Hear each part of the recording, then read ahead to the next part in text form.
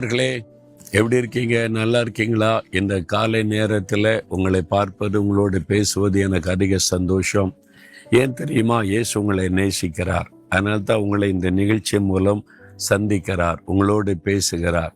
இன்றைக்கு உங்களுக்கு ஒரு செய்தி தேவையா இருக்குது. அது தேவனுடைய செய்தி.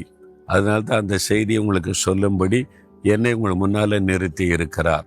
அது என்ன செய்தி என்பதாய் நினைக்கிறீங்களா? வேத புஸ்தகத்தில் 145 சங்கீதம் 8வது வசனம், கர்த்தர் இரக்கமும் மன உருக்கமும் நீடிய சாந்தமும் மிகுந்த கிருபையும் உள்ளவர்.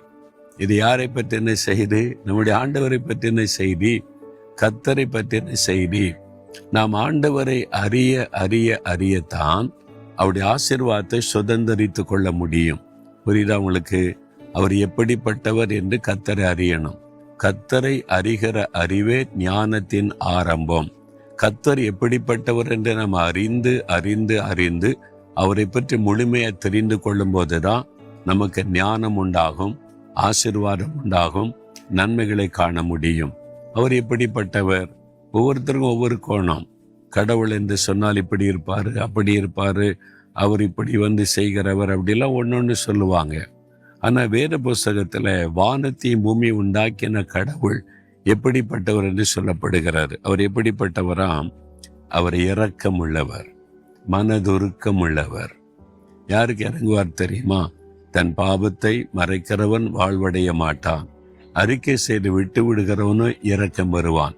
ஒரு மனிதன் ஐயோ நான் பாவம் செய்துட்டேனே, ஆண்டவரே நான் ஒரு பெரிய பாவம் செய்துட்டேன், என்னை மன்னிச்சிருங்க, நீ பாவத்தை உணர்ந்து மனம் திரும்பிட்டா உடனே அவர் இறங்கிடுவார்.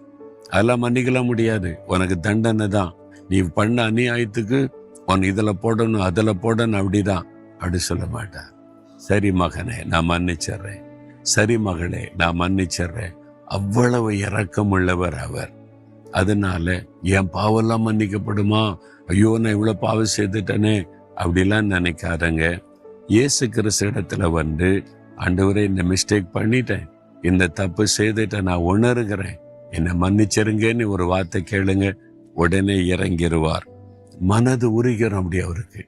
நீங்க போய் கண்ணீர் வடிச்சிட்டீங்கன்னா அப்படியே உள்ளமே உருகிற அவருக்கு.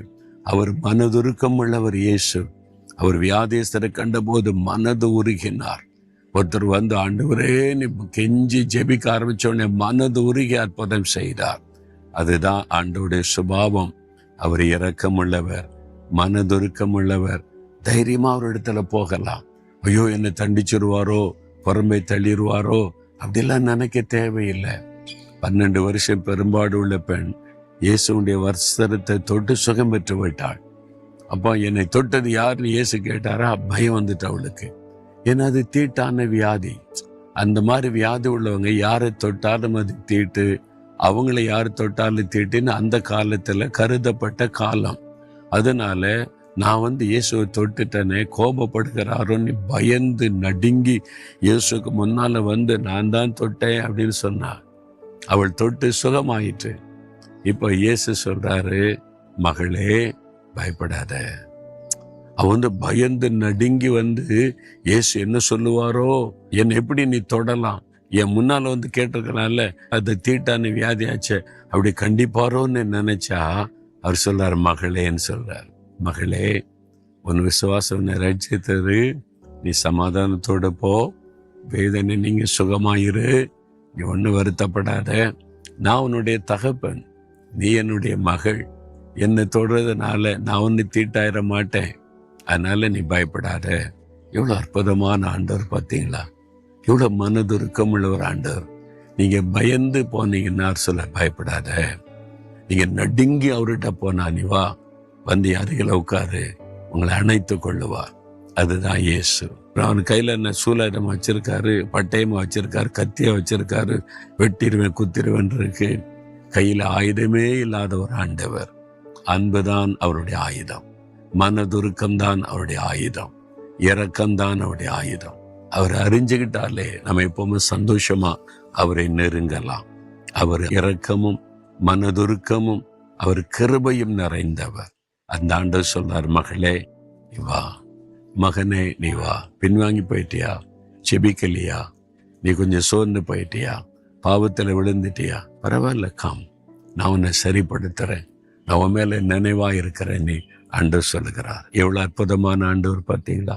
இன்னைக்கு சொல்றீங்களா, ஆண்டவரே இயேசுவே நீர் எவ்வளவு அன்பானவர், எவ்வளவு இரக்கம் உள்ளவர், எவ்வளவு மனதுருக்கம் உள்ளவர், உம்மகிட்ட நான் வர்றேன், உம்மை நெருங்கி வருகிறேன், என்னை மன்னியும், என்னை பலப்படுத்தும், என்னை சரிப்படுத்தும், என்னை பரிசுத்தப்படுத்தும், என்னை வல்லமைப்படுத்தும், என்னை உம்முடைய கரத்தில் ஒப்பு கொடுக்கிறேன், இயேசுவின் நாமத்தில். ஆமென்.